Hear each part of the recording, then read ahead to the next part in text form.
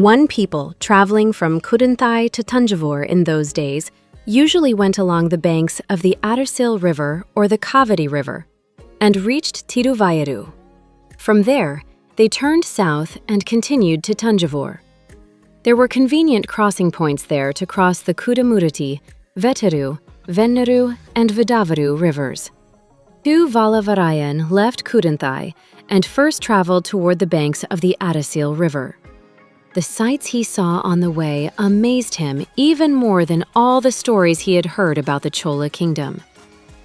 When we see a beautiful place for the first time, it always feels even more wonderful.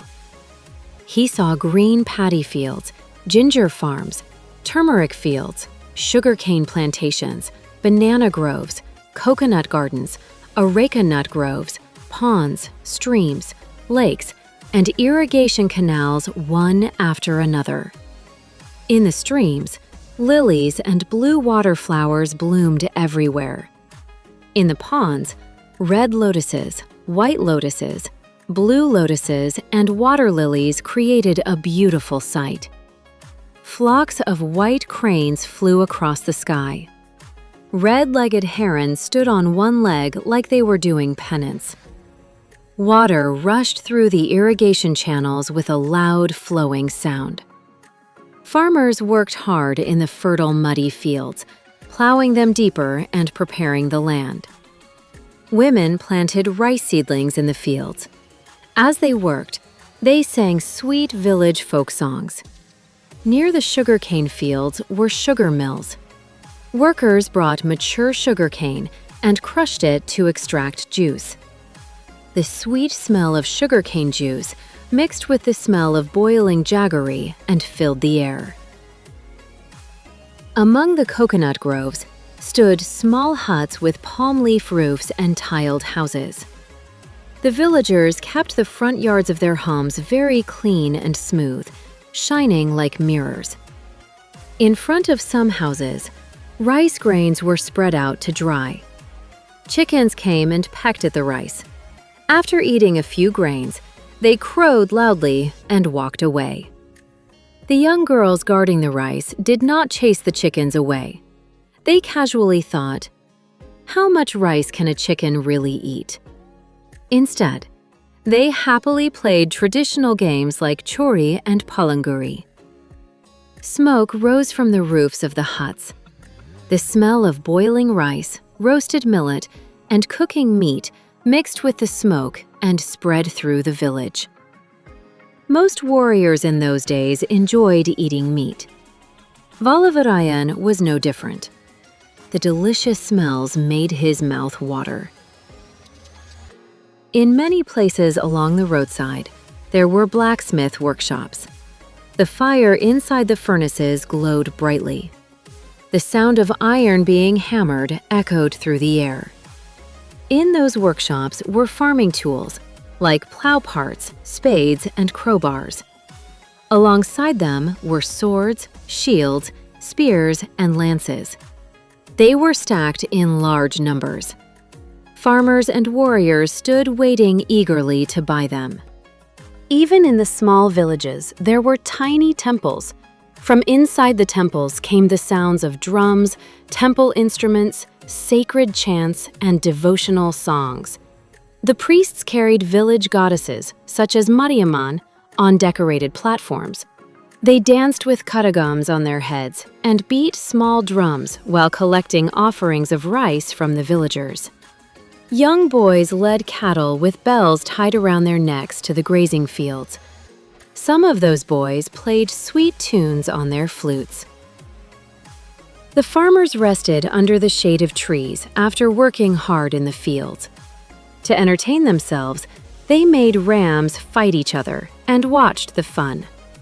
Female peacocks sat on the rooftops and called out loudly. Hearing them, the male peacocks spread their colorful feathers and quickly flew to sit beside them. Pigeons walked around gracefully, moving their beautiful necks. Sadly, parrots and myna birds trapped inside cages sang sorrowful songs. Enjoying all these wonderful sights, Vandiyathevan slowly rode his horse along the road. His eyes were busy looking at all the beautiful scenes around him. His mind was also enjoying everything he saw. But deep inside his heart, one face kept appearing again and again. It was the face of a young woman. Could she not have spoken at least a few words to me? What loss would it have caused her if she had spoken? Who could that woman be? Whoever she is, should she not have shown a little respect? Do I really look like a man who deserves such indifference? The old astrologer had cleverly avoided telling him who she was. What a clever man he is. How does he understand people's minds so deeply? How much life experience he has. He had not revealed anything important.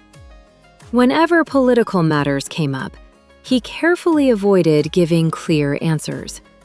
Or perhaps he simply spoke about things everyone already knew. Still, he had said one good thing. He had told Vandiyathevan that his lucky stars were rising to their highest position. May the astrologer of Kundavai live well, thought Vandiyathevan. Thinking about all these things, Vandiyathevan continued his journey.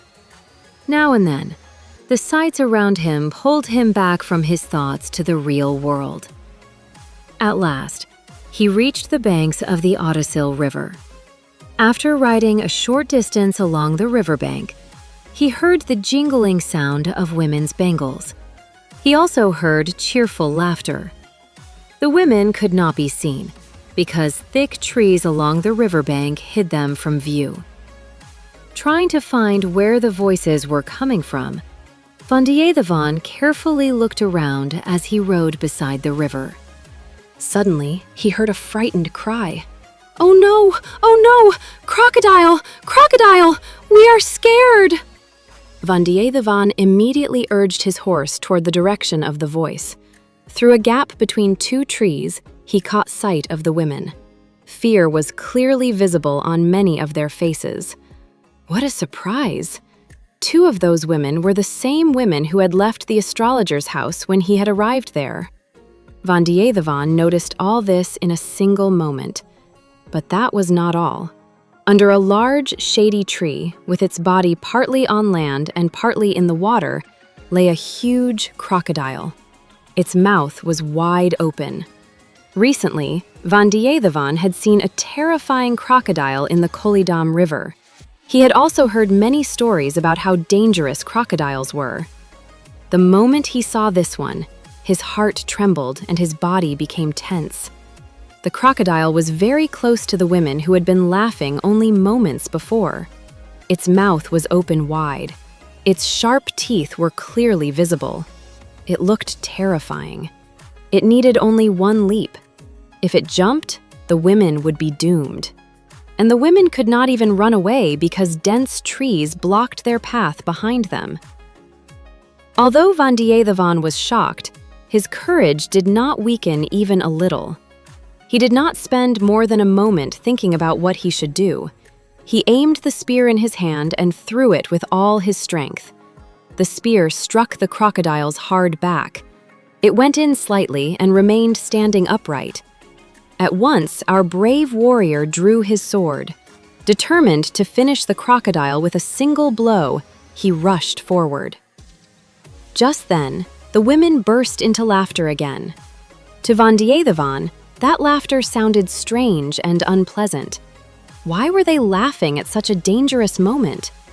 As he ran forward, he suddenly stopped in confusion. He looked at the women's faces. There was no fear. There was no panic.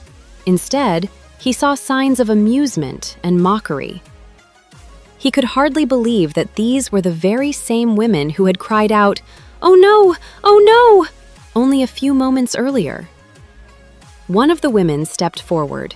She was the same young woman he had seen at the astrologer's house.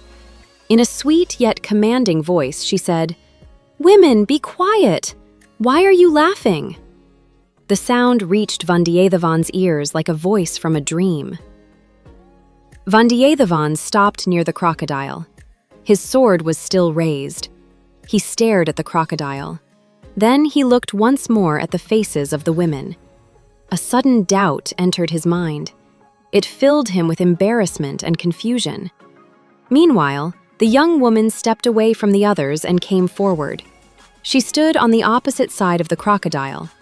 It almost looked as if she was protecting it. The young woman looked at him and said, "Sir, many thanks to you.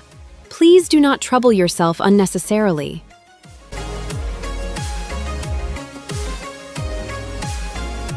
Hi everyone, if you enjoyed this episode, please like and share this video. Drop your thoughts in the comments below and don't forget to subscribe for the next chapter of Ponniyin Selvan.